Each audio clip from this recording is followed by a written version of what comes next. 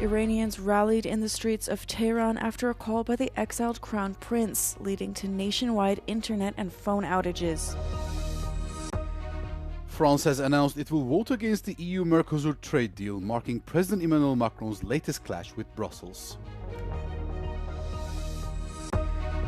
The U.S. will dictate Venezuela's interim government decisions and oil sales, the White House announced after seizing 2 oil tankers. Iranians rallied in the streets of the capital Tehran Thursday night after a call by the country's exiled crown prince for a mass demonstration. Internet access and telephone lines in Iran cut out immediately after, in a new escalation of the protests that have spread nationwide across the Islamic Republic. Cloudflare, an internet firm, and the advocacy group NetBlocks reported the internet outage, both attributing it to Iranian government interference. و قطعا توجه کردید که ازدحام جمعیت باعث میشه که نیروها پس بروند و امکان ریزش رو به سمت شما بیشتر میکنن. بنابراین مهم استش که این انضباط و گستردگی رو حفظ بکنیم. من اولین فراخوان خود را امروز با شما در میان میگذارم و از شما دعوت میکنم که این جمعه و پنجشنبه 18 و 19 دی ماه را سر ساعت 8 شب همگی چه در خیابان‌ها یا حتی از منازل خودتون شروع به شعار سر دادن بکنید. در نتیجه بازخورد این حرکت‌ها من فراخوان‌های بعدی رو به شما اعلام خواهم کرد. The protest represented the first test of whether the Iranian public could be swayed by Crown Prince Reza Pahlavi, whose fatally ill father fled Iran just before the 1979 Islamic Revolution. Iranian officials appeared to be taking the planned protests seriously. The hardline Kayhan newspaper published a video online claiming security forces would use drones to identify those taking part. France has announced it will vote against the EU-Mercosur trade deal, marking President Emmanuel Macron's latest clash with Brussels. Macron said the agreement belongs to another era and warned it threatens Europe's food sovereignty and farmers. The trade pact struck in 2024 aims to create a free trade area with Argentina, Brazil, Paraguay and Uruguay after 25 years of talks. France's opposition had stalled the deal for months, but Italy's apparent support has left Paris isolated. If Italy joins backers like Germany and Spain, France could be outvoted for the first time at the EU Council.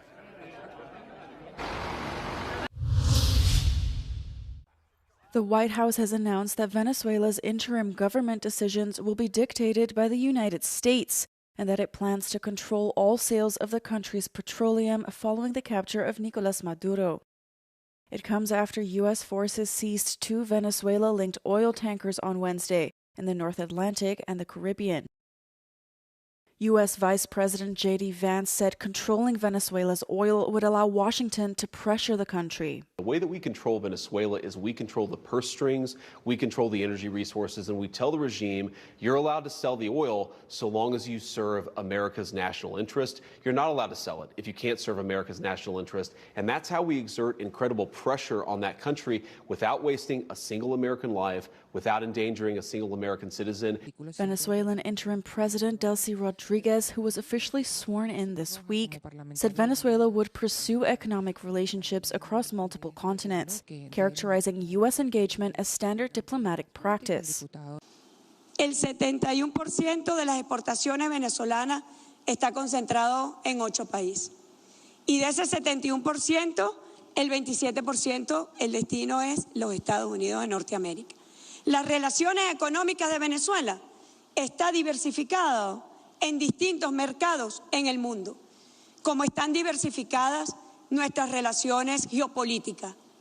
Y así debe ser, es lo correcto, diversificar relaciones. The U.S. Energy Department said Washington would oversee all Venezuelan oil shipments worldwide, permitting exports only through approved channels. Sales of 30 million to 50 million barrels will begin immediately, with proceeds held in U.S.-controlled accounts at international banks. U.S. President Donald Trump has signed an executive order suspending Washington's participation in dozens of UN agencies Commissions and advisory panels focused on climate, labor, migration, and other issues his administration describes as promoting so-called work initiatives. This means the U.S. will withdraw from 66 international organizations, including the UN Climate Treaty Framework, marking the most extensive retreat from global cooperation in U.S. modern history. According to U.S. Secretary of State Marco Rubio, the institutions were redundant in their scope, mismanaged, wasteful, and poorly run. Rubio also described the agency's interest as a threat to U.S. sovereignty. The withdrawal leaves the U.S. as the only country outside the global climate framework. It also comes as Trump rattles allies and adversaries with military actions. Trump, who calls climate change a hoax, withdrew from the Paris Agreement shortly after returning to the White House. The French researcher Laurent Vinatier is back in France after being imprisoned in Russia since June 2024. This release is the result of a prisoner exchange with a Russian basketball player. Daniil Kazetkin was the subject of an American arrest warrant. He was arrested at a Paris airport. The Russian player was suspected of having been involved in ransomware attacks on some 900 companies, including 2 U.S. federal institutions. Our compatriot Laurent Vinatier is free, the French President Emmanuel Macron announced on X, stating that the researcher was already on French soil. The head of state expressed his gratitude to our diplomatic agents for their mobilization. Laurent Vinatier, a researcher specializing in the former Soviet bloc, was arrested while he was working for the Center for Humanitarian Dialogue. The Swiss NGO mediates in conflicts outside official diplomatic channels, particularly in Ukraine. Laurent Vinatier was accused of not having registered as a foreign agent. He was sentenced to 3 years in prison. Last August, the Moscow court opened new proceedings, this time for espionage, a charge punishable by 20 years imprisonment. Israel's Prime Minister has announced that former UN Middle East envoy Nikolai Mladenov will serve as Director General of US President Donald Trump's new Board of Peace. Benjamin Netanyahu made the announcement after meeting Mladenov in Jerusalem, calling it a major step in advancing Trump's Middle East peace plan. The board will oversee the second phase of the Gaza ceasefire, including Hamas disarmament, Israeli troop pullbacks, and reconstruction efforts. A senior U.S. official confirmed Mladenov's appointment, though Washington has yet to make it formal. Mladenov, a former Bulgarian foreign and defense minister, helped mediate between Israel and Hamas from 2015 to 2020. The ceasefire, launched on 10th of October, has largely held despite ongoing Israeli strikes that have killed more than 400 Palestinians. EU Foreign Policy Chief Kaja Kallas called the humanitarian situation in Gaza extremely severe, urging international action to stabilize the region. If this is a real threat and Tour guides who lead hikers up Sicily's Mount Etna have gone on strike for the first time in decades. They're protesting tougher restrictions imposed by local authorities after a round of eruptions at the giant volcano in recent weeks. The lava flows are especially spectacular after sunset, but under the new rules, excursions are only allowed until dusk and can go no closer than 200 meters to the lava flow.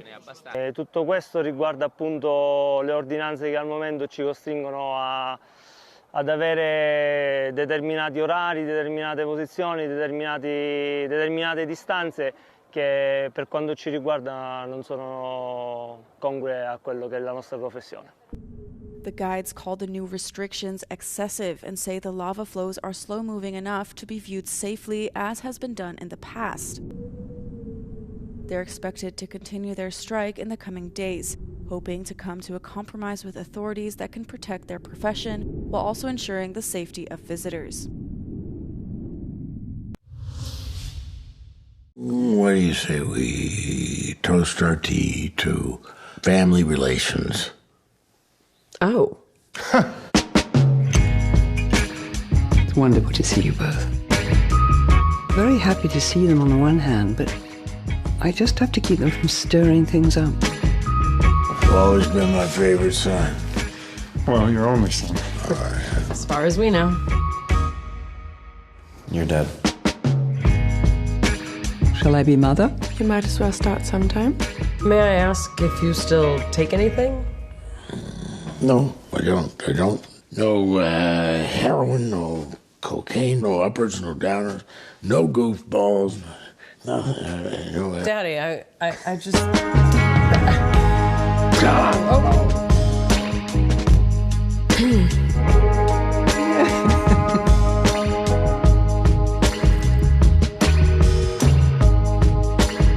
We seem to be accidentally color coordinated. How embarrassing.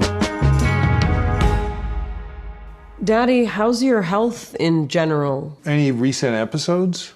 You know, like at Mom's funeral?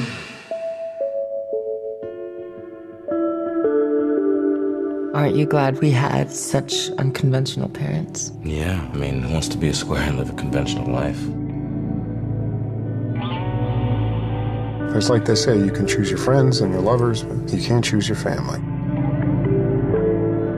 Good to see you, son. Mom looks good. She doesn't look old, does she?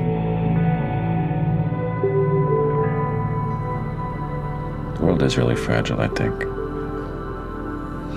Anything could happen. It's also random.